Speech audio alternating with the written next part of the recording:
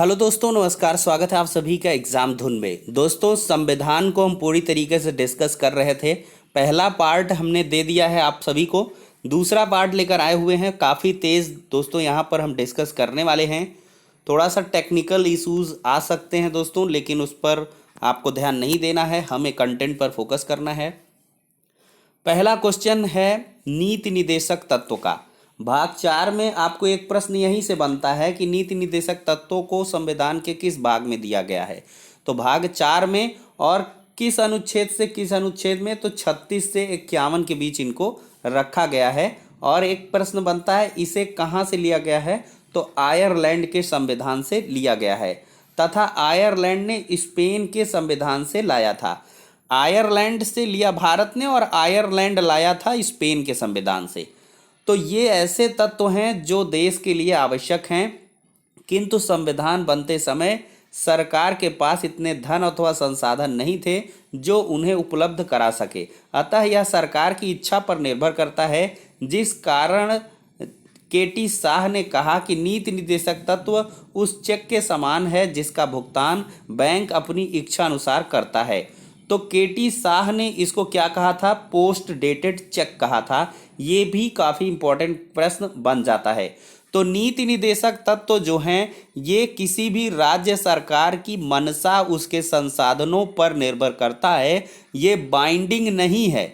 जैसे शिक्षा का अधिकार जैसे था वो पहले नीति निदेशक तत्वों में था, directive principle of state policy में। फिर इसको चेंज कर दिया, नहीं भाई, ये फंडामेंटल राइट है। फंडामेंटल राइट को आपको मुहैया कराना ही पड़ेगा। तो नीति निदेशक तत्वों में ऐसा नहीं है।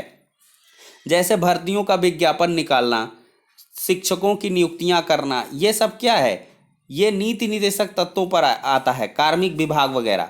ठीक है, तो नीति निदेशक तत्व उस चेक के समान है जिसका भुगतान बैंक अपनी इच्छा अनुसार करता है। नीति निदेशक तत्व का उद्देश्य सामाजिक और आर्थिक लोकतंत्र की स्थापना करना है।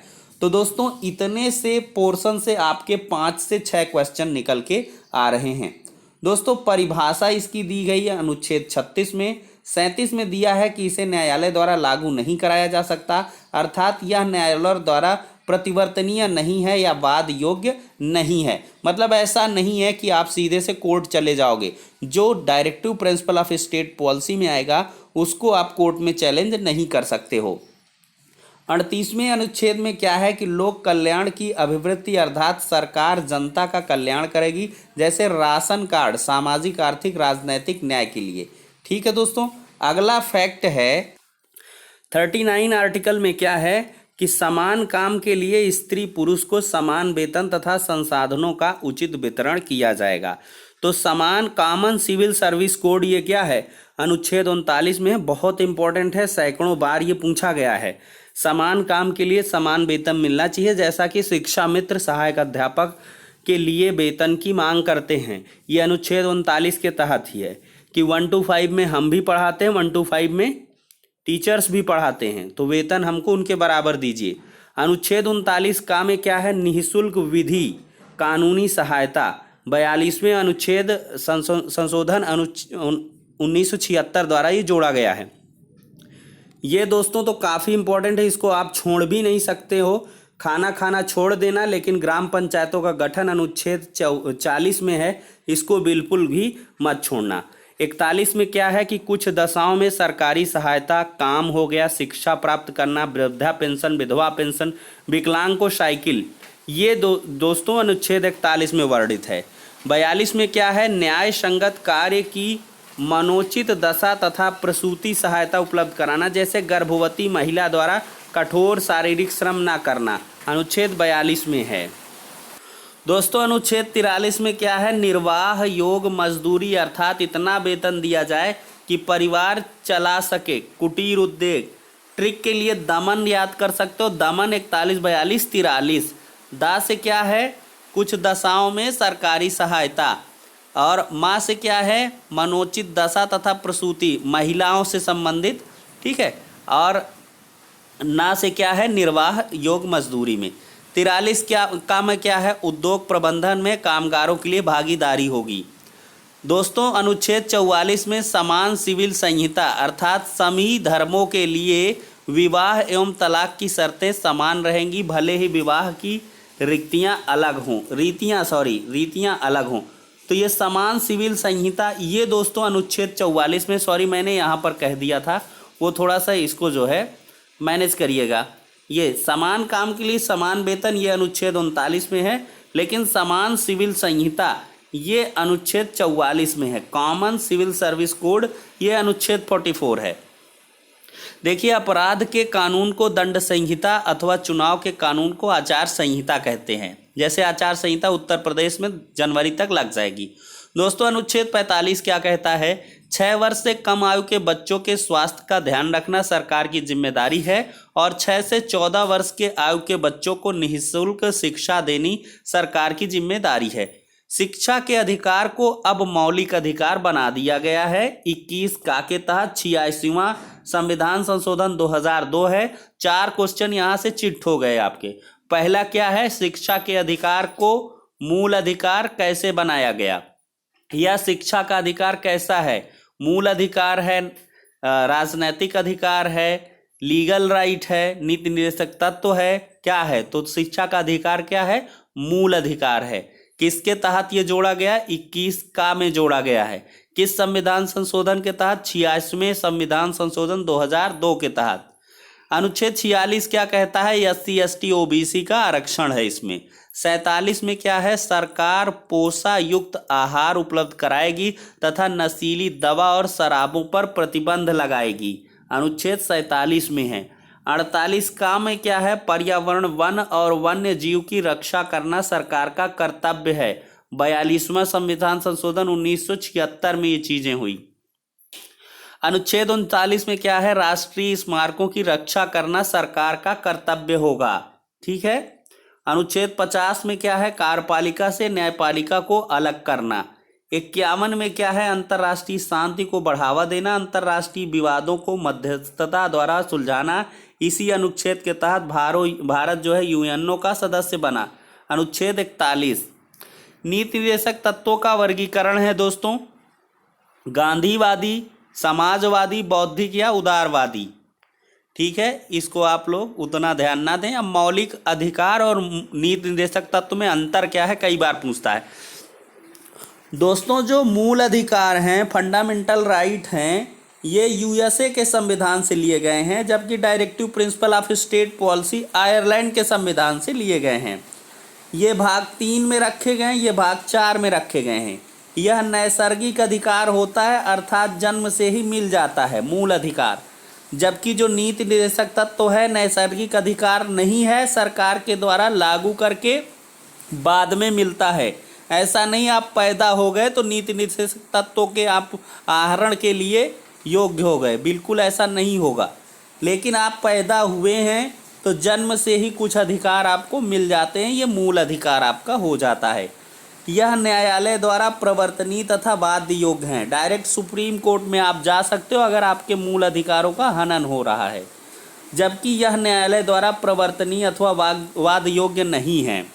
इनको आप कोर्ट में चैलेंज नहीं कर सकते हो। किनको? नीति निर्देशक तत्वों को। और देखिए, मूल अधिकार क्या है? सरकार की शक्तियों को घटा देता है, अर्थात ऋणात्मक है, जबकि यह सरकार के अधिकार को बढ़ा देता है। कौन? नीति निर्देशक तत्व। इसके पीछे कानूनी मान्यता है, इसके पीछे राजनैतिक मान्यता है। यह व्यक्ति की भलाई के लिए है और नीति निर्देशक तत्व यह समाज की भलाई के लिए है। मतलब ये इंडिविजुअल के लिए है और ये सोशल इश्यूज के लिए है। ठीक है दोस्तों अगला है मूल कर्तव्य। तो दोस्तों इसे 42वें संविधान संशोधन 1976 में सरदार स्वर्ण सिंह की समिति के सिफारिश के आधार पर जोड़ा गया था। एक प्रश्न ये बनता है, और इसे रूस के संविधान से लिया गया है। एक प्रश्न ये बनता है, तो किस संविधान संशोधन द्वारा मूल कर्तव्य जोड़े गए हैं? तो 42वें संविधान संशोधन 1976 के द्वारा। किसकी समिति की अनुशंसा पर? सरदार स्वर्ण सिंह समिति की अनुशंसा पर।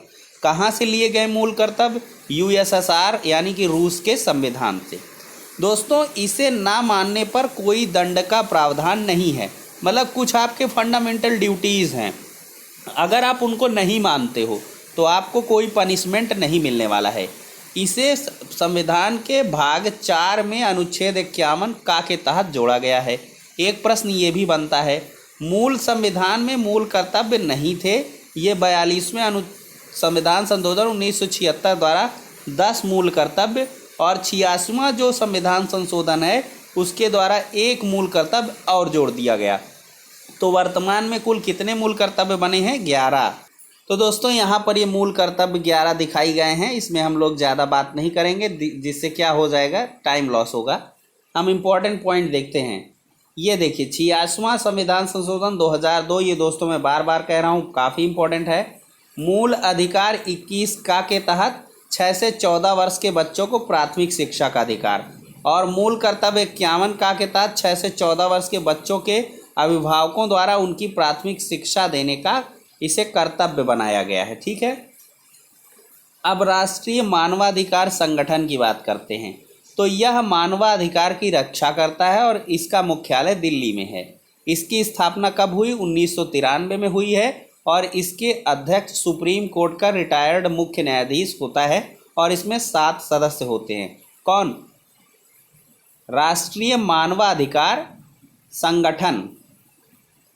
ठीक है, नेशनल ह्यूमन राइट ऑर्गेनाइजेशन कहेंगे इसको। अब दोस्तों कार्यपालिका, विधायिका और न्यायपालिका, इस पर हम थोड़ा सा चर्चा करेंगे। देखिए दोस्तों, विधि यानी कि विधेयक, बिल बनाने की शक्ति विधायिका के पास होती है। इसे लागू करने की शक्ति कार्यपालिका के साथ होती है और यदि उसे लागू करने में कोई न्यायिक चुनौती आती है तो उसे न्याय में व्यवस्था करने की शक्ति न्यायपालिका के पास होती है। अब देखिए ऐसे बंटवारा है, कार्यपालिका हो गया, विधायिका हो गया, न्यायपालिका हो गया। कार्यपालिका में कौन आएगा? केंद्र और राज्य आएंगे। विधायिका में भी केंद्र और राज्य आएंगे। न्यायपालिका में सुप्रीम कोर्ट, हाई कोर्ट और डिस्ट्रिक्ट कोर्ट आएगा। तो दोस्तों कार्यपालिका की बात करें तो केंद्र में कौन बैठा है? राष्ट्रपति, उपराष्ट्रपति, प्रधानमंत्री, मंत्रिपरिषद है। और यहाँ पर राज्य में क्या हो? राज्यपाल है, मुख्यमंत्री है और मंत्रिपरिषद है। अब दोस्तों यहाँ पर विधायिका में केंद्र है, फिर संसद है। संसद के 2 पार्ट, लोकसभा, राज्यसभा। इसमें राज्य है, विधानमंडल है, विधानसभा और विधान परिषद है। ठीक है, यहीं से प्रश्न बन जाता है, संसद के 2 भाग बताइए, तो लोकसभा, राज्यसभा। विधानमंडल के 2 भाग बताइए, विधानसभा, विधान परिषद। अब कार्यपालिका का दोस्तों ये ट्रायंगुलर में कार्य करते हैं। कार्यपालिका, न्यायपालिका और विधायिका तीनों एक दूसरे से ट्रायंगुलर शेप में जुड़े हुए हैं। अब दोस्तों हम भाग 5 के बारे में चर्चा करेंगे, संघ, अनुच्छेद 52 से 151 के बीच। तो राष्ट्रपति सबसे पहले आएगा। राष्ट्रपति दोस्तों पकानी, इससे आप लोग जो है क्या है रटोगे थोड़ा सा। पकानी का मतलब राष्ट्रपति का पद है, का से कार्यपालिका का प्रधान होता है और नी से निर्वाचन है इसका। कोका 55 और 56 में, को से कोटा और का से कार्यकाल। 57 58 में क्या है? दुयो, मतलब दोबारा निर्वाचन, और 58 में योग्यता है। 59 60 61 में दसम है, दा से दशा है, सा से शपथ है और 61 से महाभियोग है। आपके जो ये 61 है ना, बहुत महत्वपूर्ण है। अनुच्छेद 61 के तहत राष्ट्रपति पर महाभियोग लगा के उसको उसके पद से हटाया जा सकता है। अब देखिए दोस्तों अनुच्छेद 52 देखते हैं। राष्ट्रपति का इसमें पद है। देखिए राष्ट्रपति देश का औपचारिक नाम मात्र के लिए प्रमुख होता है। औपचारिक प्रमुख के रूप में राष्ट्रपति का पद ब्रिटेन से लिया गया है। काफ़ी इंपॉर्टेंट पॉइंट यहाँ पर हो जाता है। अगला है अनुच्छेद 53। कार्यपालिका का औपचारिक प्रधान राष्ट्रपति होता है, अर्थात सभी कार्य राष्ट्रपति के हस्ताक्षर के बाद किए जाएंगे। और कार्यपालिका का जो वास्तविक प्रधान होता है वो पीएम होता है, प्रधानमंत्री। अनुच्छेद 54 देखते हैं, राष्ट्रपति का निर्वाचन कैसे होता है। इसका निर्वाचन एकल संक्रमणीय आनुपातिक पद्धति द्वारा अप्रत्यक्ष रूप से गुप्त मतदान द्वारा होता है। काफ़ी इंपॉर्टेंट पॉइंट ये होता है। आनुपातिक पद्धति है क्या? देखिए इस पद्धति द्वारा चुनाव में खड़े सभी उम्मीदवार को वरीयता क्रम में वोट देना होता है। एकल संक्रमणीय क्या है? इसके द्वारा सबसे कम मत पाए उम्मीदवार के वोट को लेकर अधिक वोट पाए उम्मीदवार के वोट में जोड़ दिया जाता है। प्रथम चरण की मतगणना इसमें उम्मीदवार की पहली वरीयता सूची गिनी जाती है। द्वितीय चरण में क्या होता है, इसमें द्वितीय वरीयता सूची गिनी जाती है और यह प्रथम चरण में मत बराबर होने के बाद होता है। वीवी गिरी के निर्वाचन के समय द्वितीय चरण की मतगणना हुई थी, मात्र इतिहास में पहली बार ऐसा हुआ। अप्रत्यक्ष मतदान क्या है? राष्ट्रपति के निर्वाचन में जनता भाग नहीं लेती, बल्कि जनता द्वारा चुने गए प्रतिनिधि भाग लेते हैं। इसको कहेंगे अप्रत्यक्ष मतदान। राष्ट्रपति का निर्वाचन मंडल, देखिए राष्ट्रपति का निर्वाचन मंडल में लोकसभा, राज्यसभा और सभी राज्यों, दिल्ली और पुडुचेरी के निर्वाचित सदस्य भाग लेते हैं। दोस्तों, विधान परिषद राज्यसभा के 12 मनोनीत सदस्य और लोकसभा के 2 एंग्लो इंडियन राष्ट्रपति के निर्वाचन में भाग नहीं लेते हैं। मुख्यमंत्री जब विधान परिषद का सदस्य होता है तो वह राष्ट्रपति के निर्वाचन में भाग नहीं लेता है। चलिए, ये बहुत विशद होता जा रहा है, ये आपका आएगा नहीं। ये एंग्लो इंडियन वाला कॉन्सेप्ट तो हटा दिया गया लेटेस्ट तरीके से, तो इसको आप रट लें, ठीक है। राष्ट्रपति की जमानत राशि पूछ लेता है। चुनाव लड़ने से पूर्व राष्ट्रपति को 15,000 रुपये जमानत के रूप में आरबीआई के पास रखनी होती है। यदि राष्ट्रपति के 1/6 भाग से कम वोट मिलता है तो राष्ट्रपति की जमानत क्या हो जाती है? राशि जब्त हो जाती है। इसे जमानत जब्त होना कहते हैं। यह अपमान की स्थिति होती है, ठीक है। अनुच्छेद 55 क्या कहता है? इसमें राष्ट्रपति का कोटा होता है। जमानत जब्त होने के बाद भी प्रत्याशी जीत सकता है, किंतु कोटा से कम वोट पाने पर जीते हुए प्रत्याशी को भी हटा दिया जाता है। कोटा क्या होता है? कुल वोट बटे कुल प्रत्याशी। टोटल वोट 60 हैं तो ये बटे 6 हो गया, 10 हो गया। चलिए, इसको ना समझिए, फालतू चीज़ें हैं, इतना गहरा नहीं पूछेगा। एडेड जूनियर का एग्ज़ाम है। योग्यताओं के बारे में पूछेगा। भारत का नागरिक हो। मिनिमम एज कितनी है राष्ट्रपति बनने के लिए? 35 साल। लोकसभा सदस्य के बनने की योग्यता होनी चाहिए। चलिए, ये हो गया। पागल दिवालिया ना हो, लाभ के पद पर ना हो, संसद या विधानमंडल में किसी का भी सदस्य ना हो। न्यायिक शक्तियां क्या होती हैं? क्षमा दान कर सकता है, लघुकरण कर सकता है, ठीक है, प्रतिहार कर सकता है, 10 साल कठोर कारावास को 5 साल में बदल सकता है, विराम कर सकता है, प्रतिलंबन कर सकता है। सैन्य शक्ति भी होती हैं, राजनैतिक शक्तियां, आपातकालीन शक्तियां। हाँ, ये है जोरदार पॉइंट। आपातकालीन शक्तियां पूछेगा। राष्ट्रपति के द्वारा राष्ट्रीय आपात, नेशनल इमरजेंसी 352 के तहत। देखिए, जब कभी विदेश आक्रमण हो जाए या सशस्त्र विद्रोह हो जाए तो मंत्रिमंडल के सिफारिश पर राष्ट्र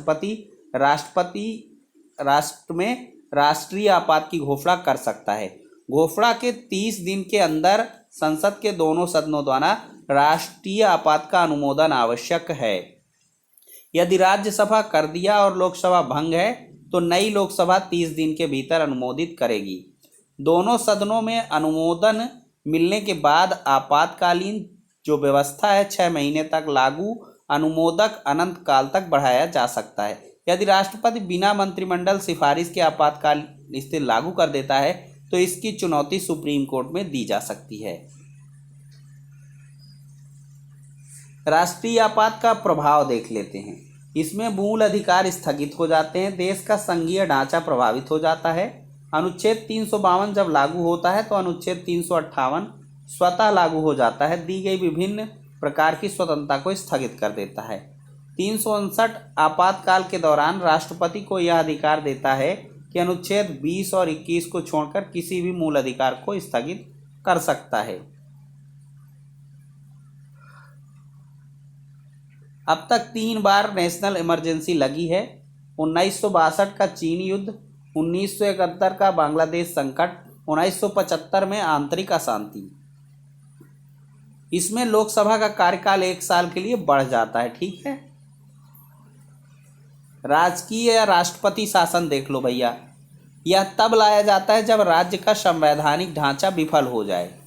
अनुच्छेद 355 में कहा गया है कि प्रत्येक संविधान के अनुसार शासन करेगी, अर्थात बहुमत की सरकार द्वारा ही शासन होगा। अनुच्छेद 365 में कहा गया है कि राज्य केंद्र सरकारों के दिशा निर्देश पर कार्य करेगी। ठीक है, तो अनुच्छेद 356 के अंतर्गत राष्ट्रपति शासन है। ठीक है, अनुच्छेद 360 के अंतर्गत यूएसए के संविधान से ले गया वित्तीय आपात है। ठीक है, देखिए इसको राष्ट्रीय आपात 352 में है, राजकीय आपात राष्ट्रपति शासन 356 में है, वित्तीय आपात 360 में है। संसद का अनुमोदन 30 दिन में आवश्यक है, 60 दिन में, 60 दिन में। नई लोकसभा 30 दिन, 30 दिन, 30 दिन तीनों में है। ठीक है दोस्तों, महाभियोग को थोड़ा सा पढ़ लेते हैं। महाभियोग शब्द केवल राष्ट्रपति के लिए प्रयोग हो सकता है और यह प्रक्रिया यूएसए के संविधान से ली गई है। अब तक किसी राष्ट्रपति पर महाभियोग नहीं लगाया गया है, यह भी मज़ेदार तथ्य है। दोस्तों उपराष्ट्रपति तक हम पढ़ते हैं, इसके बाद का जो पार्ट है हम नेक्स्ट वीडियो में डिस्कस करेंगे, अन्यथा ये उबाऊ हो जाएगा। तो फिलहाल के लिए नेक्स्ट वीडियो में मिलते हैं।